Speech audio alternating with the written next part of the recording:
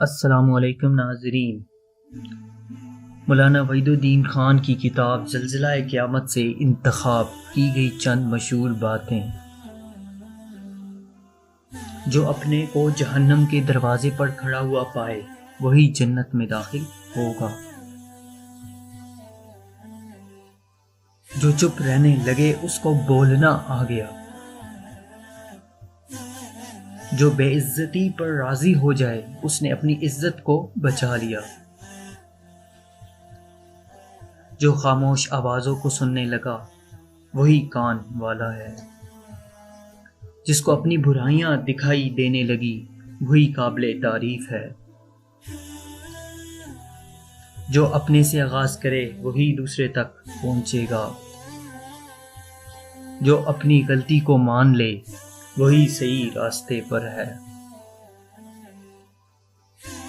جس کی نظر میں تمام چیزیں بے لذت ہو جائیں اس نے لذت کا راز پا لیا۔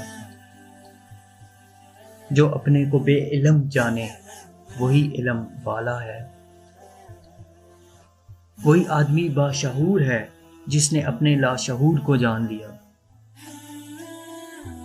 جو کمزوروں سے ڈر جائے وہی طاقتور کی پکڑ سے بچ سکتا ہے۔ جو دوسروں کو دیتا ہے اسی نے اپنے آپ پر خرچ کیا۔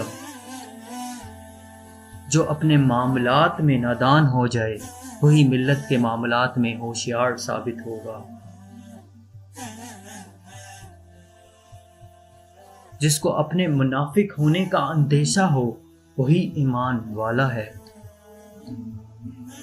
جو کھونے والا ہے اسی نے دراصل پایا۔ جس کو ہارنا آ جائے اس کو کوئی ہرا نہیں سکتا۔